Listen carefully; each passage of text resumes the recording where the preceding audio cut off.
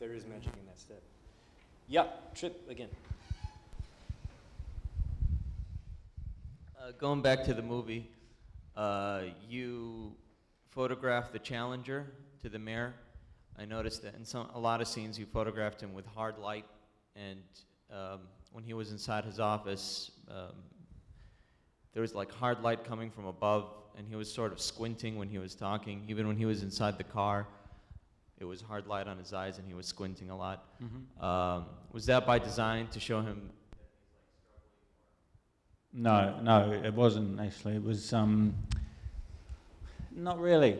It's interesting you say that. That's how it came across, but no, it wasn't by design at all. I think I try and have a very naturalistic approach to lighting. I unless there's a really particular.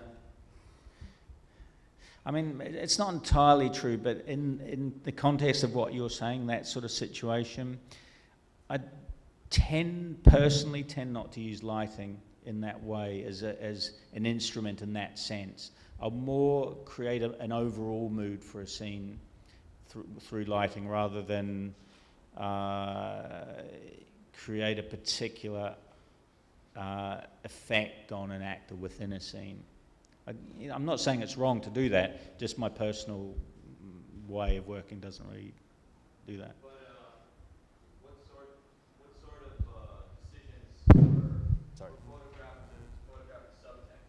Like what by design decisions did you do to photograph the subtext of the movie? In general, or on this particular film? In this particular film.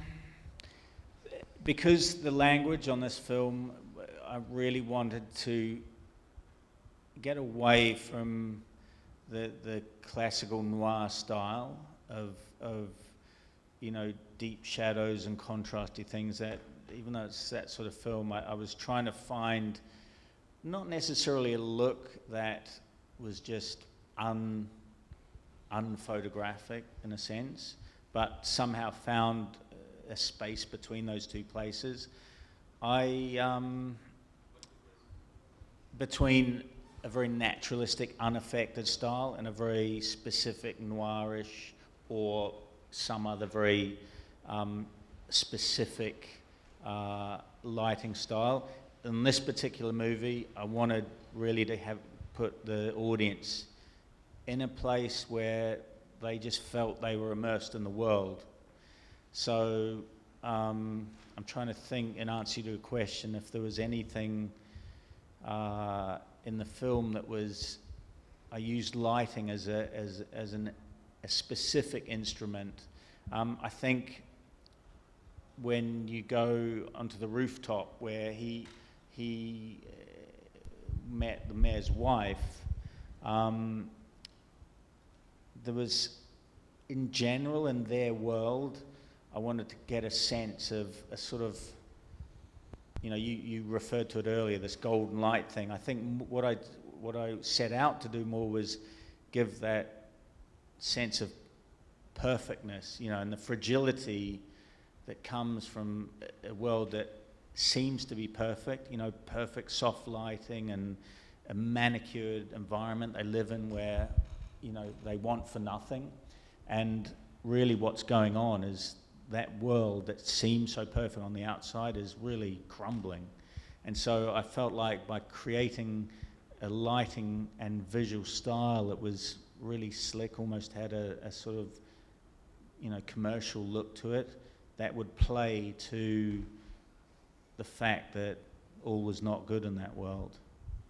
So mainly you were photographing like the world of the characters more than their technology. Yeah, basically. I think in this particular film that was more the approach, and because the bigger picture was, as I said before, to give, maybe I didn't achieve it as well as I'd hoped, but it was to give a sense of, New York being a real place. I wanted to embed it in reality without it being gritty or, that sort of thing.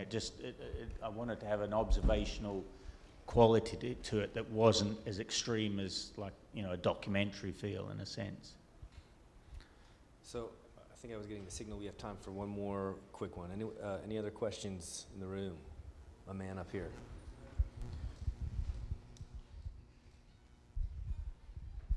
Back to the subject of the relationship with the director.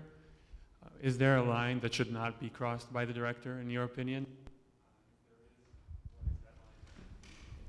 You're saying that, yeah, is there a line that shouldn't be crossed? You're talking in relationship to the cinematographer, or in terms of their overall approach? Oh, in terms of the relationship with the cinematographer, where it's the cinematographer's turf and the director should back off. Well, you know, again, it varies hugely. It's well known in the industry that directors like David Fincher are hugely controlling, and in fact do really all the cinematographer's work. I mean, and the fact of the matter is, Fincher in this particular case has an incredible visual eye, and he drives every aspect of the photography, from deciding which cameras to use to how the scene should be lit, photographed, camera placement, camera movement, choreography of the actors. In effect, he's doing the cinematographer's job. Now, can you argue that's wrong? You know, the work of Fincher speaks for itself, and I think in his particular case, he likes to work with a cinematographer who basically assists him putting his vision in place. I think that takes nothing away. He uses a great cinematographer. It takes nothing away from the cinematographer, but he has such a specific vision as a director that he chooses to do that, and I can't say that's wrong. I think he's a phenomenal filmmaking talent, and you know, I would find it hard to find an argument where you would say to David Fincher, you shouldn't be doing that, you should let the cinematographer do what you want. They still might make great work, and it still may, that work may be more of the cinematographer's vision, but as the director and really the prime author of the work, that should be his choice, I think. Thank you very much.